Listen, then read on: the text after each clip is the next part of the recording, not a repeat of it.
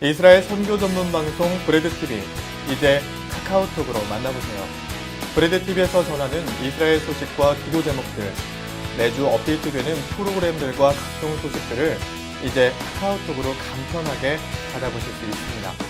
브래드TV와 카카오톡 친구를 맺으면 더 이상 메일과 홈페이지를 확인하지 않아도 따끈따끈한 새로운 소식들을 아주 쉽고 빠르게 확인하실 수 있습니다. 자, 그럼 브래드TV와 카카오톡 플러스 친구를 맺는 방법, 먼저 카카오톡을 눌러주세요. 카카오톡의 첫 페이지 친구 창으로 가주세요. 오른쪽 하단에 노란색 친구 추가 이미지를 눌러주세요. 돋보기 모양의 아이디 플러스 친구 검색을 누르세요. 검색창에 영어로 브래드TV를 검색하세요. 그렇게 되면 브래드TV가 나옵니다. 자, 마지막으로 오른쪽에 친구 추가 이미지를 누르면 끝! 정말 쉽죠? 이제 매주 새로운 소식들과 함께 여러분의 카카오톡으로 찾아뵙겠습니다. Bradtv.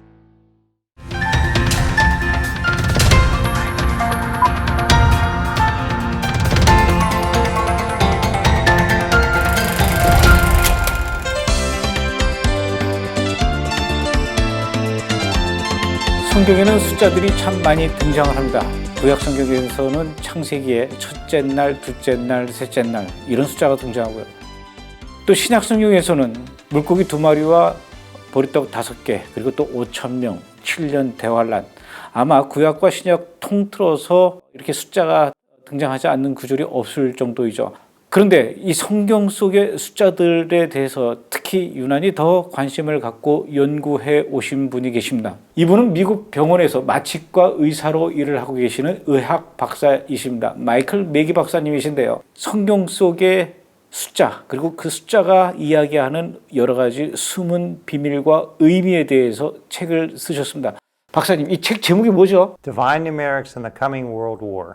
책 제목이 의미심장하고 오늘 아주 굉장히 중요한 이야기들이 나올 것 같습니다. 오늘 마이클 매기 박사님과 함께 성경 속의 숫자 이런 이야기를 좀 나눠보도록 하겠습니다. 박사님 반갑습니다.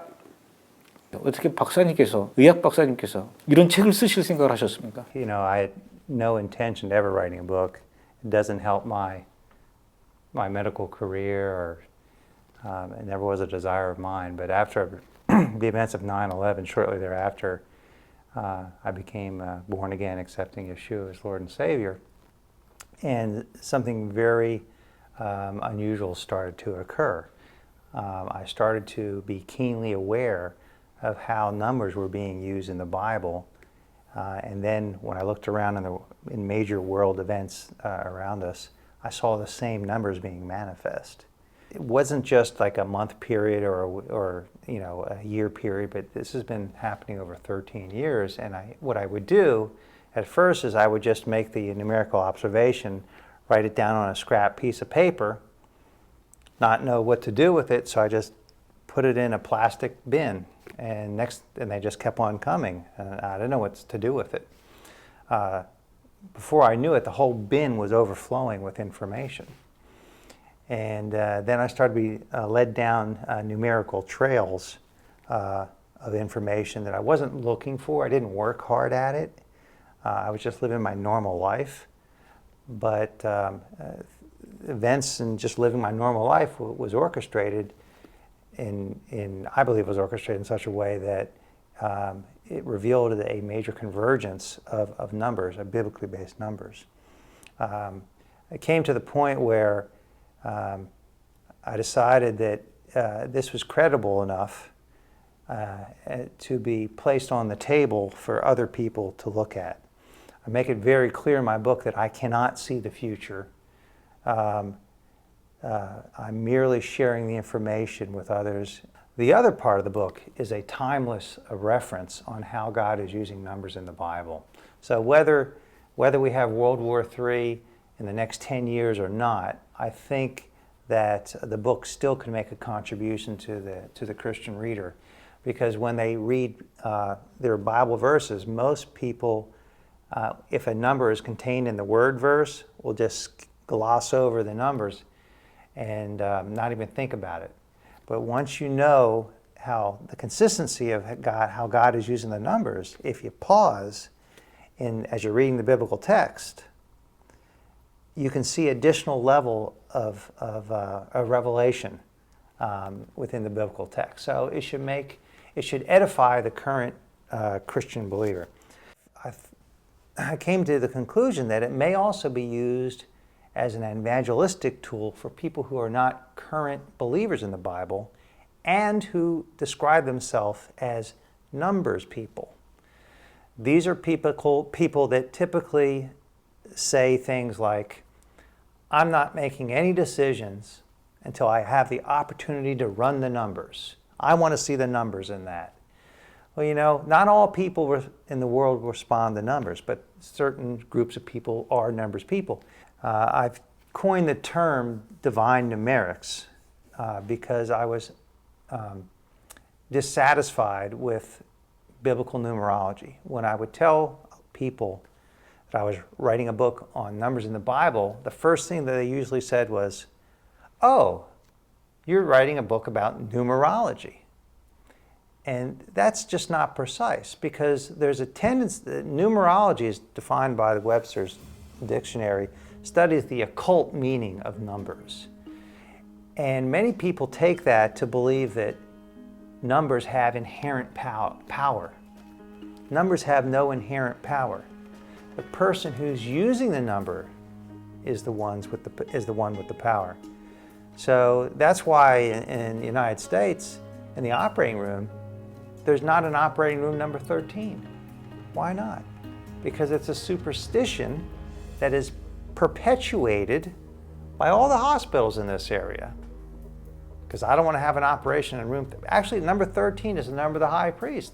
If you want to look at it that way, it's a good number. So we want to focus not on how man is using the numbers, because when you or I use a number, there's not much power behind it. But if God does, for example, 7 is the number that God uses for an act of completion of perfection in the earth realm. When He does something in a 7, there's massive power behind that. It will affect the whole world. So we want to focus in on how God is using the numbers, not how man is using the numbers.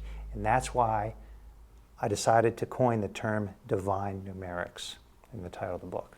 촬영하기 전에 저하고 얘기할 때 박사님께서 특히 숫자 6하고 7과 관련된 이야기들, 그리고 또 7이 2번 들어가는 몇 가지 사례들을 이야기하면서 해주셨는데 굉장히 흥미로웠습니다. 그 얘기를 좀 다시 해주시죠. The numbers of 6, 6 is the number given to man, and I go through both the First and Second Testaments.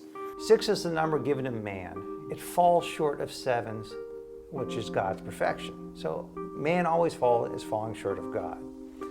So it seems like the world government, which I detail, seems to have an abnormal love affair with the number 6, the UN. Whenever the world government tries to get to do something, why is it they always have to do it in some kind of number of 6? For North Korean nuclear talks, all they talked about in the news media was 6-party talks, 6-party talks.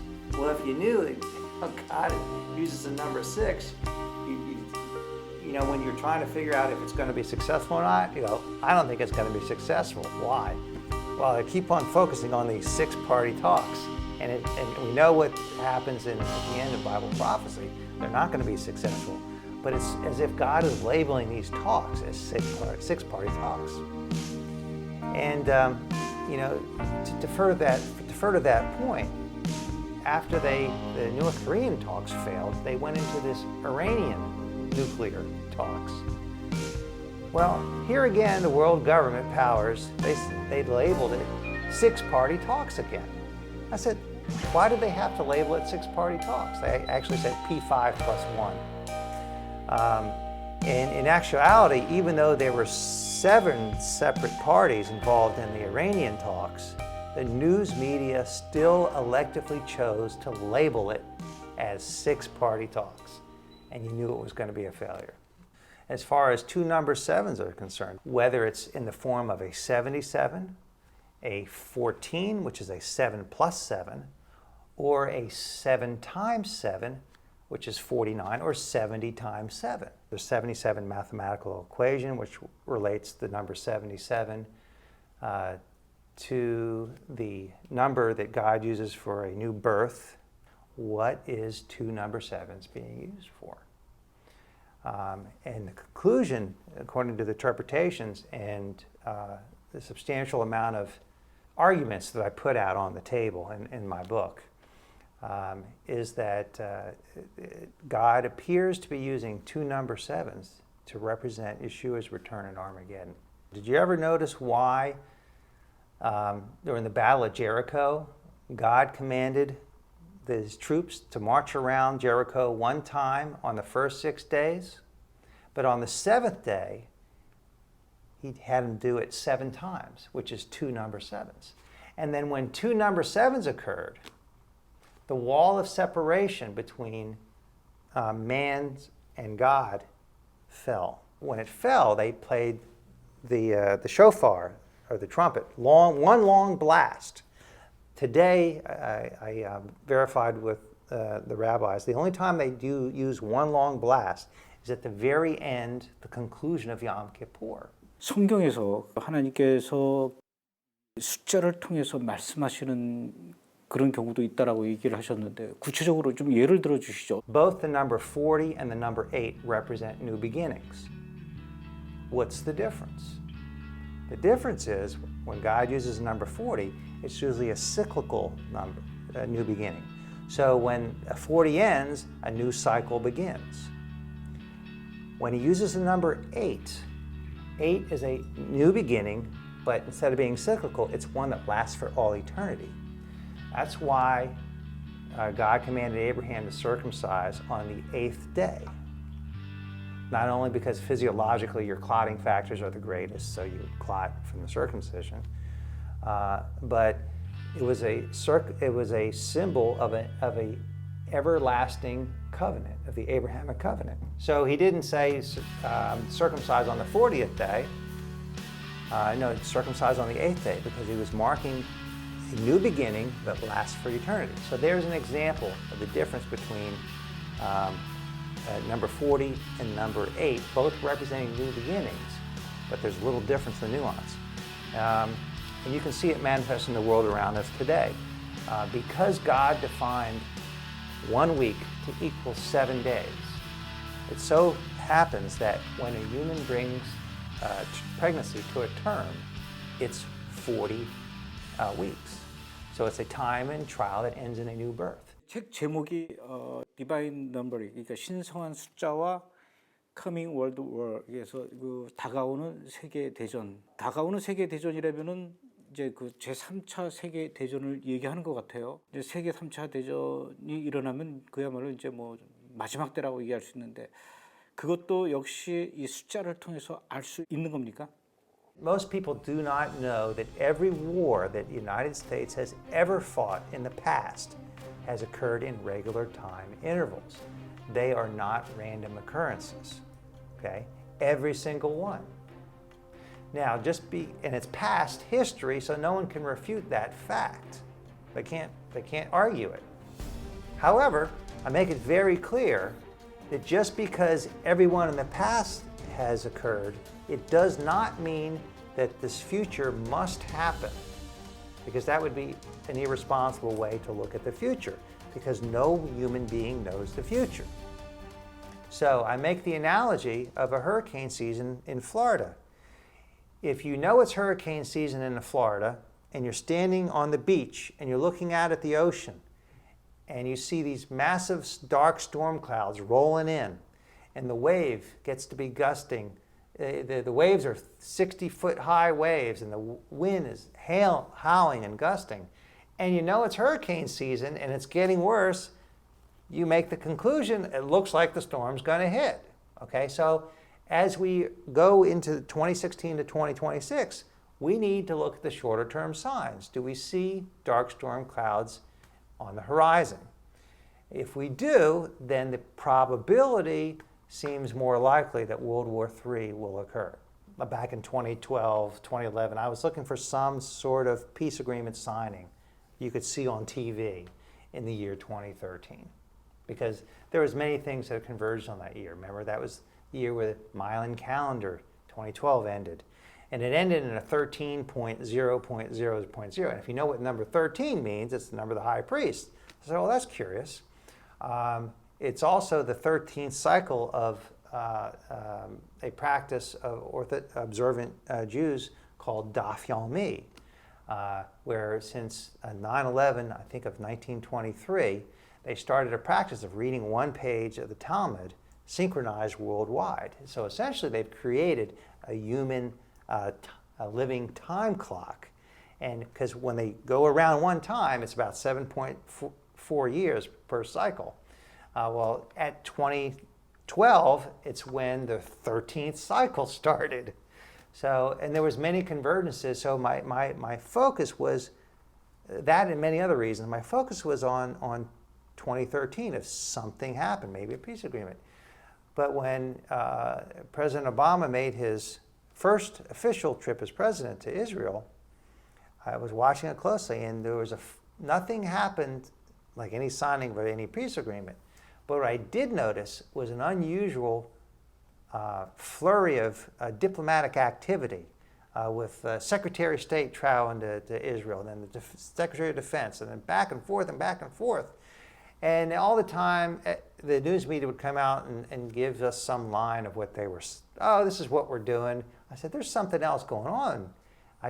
But they're just not telling us. So, well, at that point, I had to re-examine Daniel 9:27 in the King James interpretation. Because, it's like, I come from a family of engineers. If something doesn't work, you go back and you re-examine what went wrong. If you're trying to shoot off a rocket and it fails, you go back and said, what did we do wrong? So I re-examined it, and I said, I need to look at Daniel 9:27 in other translations. And I looked at it in the complete Jewish Bible translation. And the book of Daniel was originally written in Hebrew. And at our small little church, we've had many visitors come in from Israel, and I had them translate it to verify from Hebrew. And Daniel 9:27 says something very in the King James version says something very different than the complete Jewish Bible version. In the King James, it says, if we can agree that he represents the Antichrist, it says, he will make a strong covenant with many for 7 years. Okay, so my first question is, what does many mean? Is many 1,000 people? Is it 10,000? Is it 10 million? Is it 100 million? What's many? It's very vague. And it's I'm sorry, it says he will confirm the covenant. So say, okay, whose covenant is he confirming? And the most people interpret that to be, he is confirming the Abrahamic covenant. And that's reasonable. That may be right. That may be perfectly right. I looked at the complete Jewish Bible translation, and it says, he will make a strong covenant. So on one hand, King James, the Antichrist is confirming potentially God's covenant. On the other hand, complete Jewish Bible, the Antichrist is making his own covenant. And then the complete Jewish Bible doesn't say with many, which is a vague term, but it says among leaders. Like, wait a minute here. If agreements are made just amongst us leaders, you don't have to have an official signing ceremony with the video cameras rolling and they have the different pens and they're signing the documents. This could be a secret agreement. So I then wanted to find out, how often does the United States make agreements that they keep secret? So it turns out that come November of 2013, the Obama administration announces that they have the preliminary framework for an Iranian nuclear deal done. And the news media were just perplexed. They're like, how did you have all this detail hammered out? When did this, how could you have done this so quickly? And they were told, well, we actually had a secret agreement back in March of 2013 we just didn't tell you about. So I had detained my evidence that secret agreements do occur. Now, this is not the secret agreement that we were looking for, but it doesn't mean it didn't happen. and it still has to be considered a possibility. And that's what my book explores. It's substantive alternatives that may be possible until we need to think outside the box sometimes. And I'm not saying this is correct, but it's very substantiated.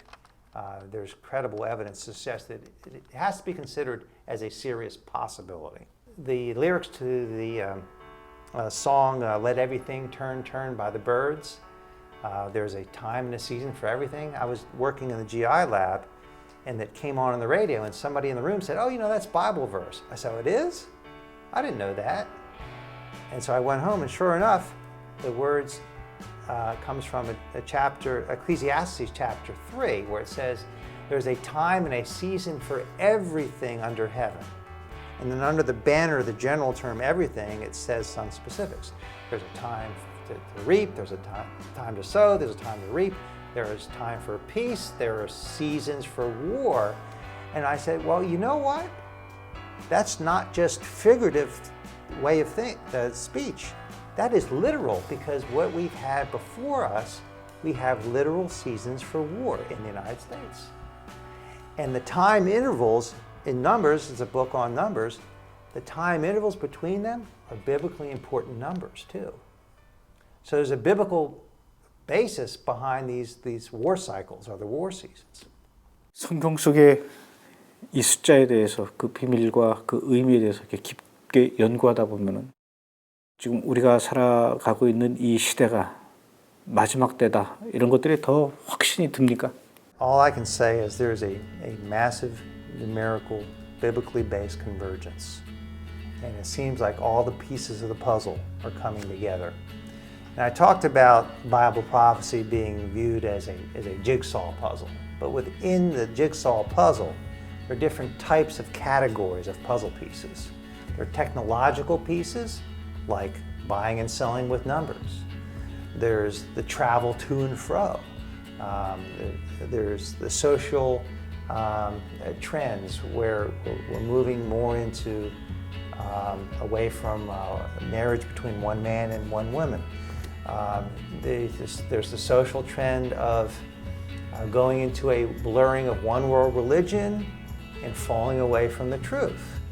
The religious trends. So you have political trends, economic trends, technological trends, social trends, and what this book hopes, one of the many purposes of the book, because there is a ton of information in the book, but one of the purposes is to try to put numerical jigsaw puzzle pieces onto the table to help link together the technological pieces to the political pieces, to help link everything else together. One of the things that God seems to de-emphasize in the Bible is when something is going to happen. You know, that after he told the disciples what was going to happen, the disciples said, hey, when is it going to happen? I want to know when. And just before Yeshua ascended into heaven, they asked him another time, hey, can you tell us when? And he de-emphasizes when, and understandably so. If we knew when, we'd all be focusing and we'd all be getting our fortresses in the mountains. We wouldn't be doing what we should be doing. We'd have different priorities. So it makes sense to me that we will not have that much of a confirmation that things are really unfolding. And when it does happen, it will happen very fast in the days of Noah. Like in the days of Noah, because in the days of Noah, everything was looking good. The sun was coming out, they were farming in the fields, and then all of a sudden, bam! Very fast. Like right now, we have stock market at all new highs, things are looking good. We're going to have either one person elected or another person elected. No one's expecting something, but just be aware that is a possibility. I don't know what the probability is, but it's in the realm of possibilities. And even Daniel, when he wrote down what God had told him, he basically said, hey, I wrote down what you told me. Can you tell me when it's going to happen? And he got his answer. He said, no, Go thy way, Daniel, for the understanding of these things are reserved for the generation of the end. So even Daniel wanted to know when. As human beings, we always want to know when. But we're not getting the answer. So we may only get a few days heads-up notification. And for a reason. That's for God's reasons. 목사님 오늘 아주 흥미롭고 중요한 얘기인 것 같아요. 우리가 그동안 잘 상기하지 않고 있었던 그런 부분에 대해서 많은 생각을 하게 하는 그런 시간이었던 것 같습니다. 복잡했지만 그래도 굉장히 흥미로웠습니다. 오늘 얘기해 주셔서 고맙습니다. 감사합니다.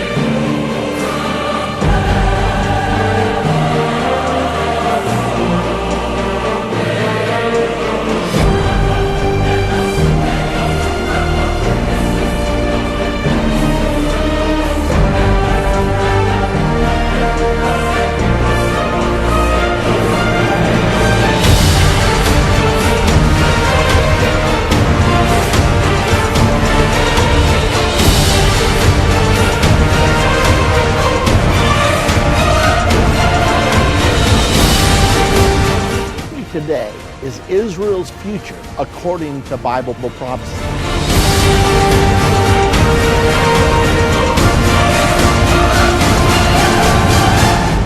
Shall be able. We can't know the future, yet Daniel 12:10 tells us, none of the wicked shall understand, but the wise shall be able to understand.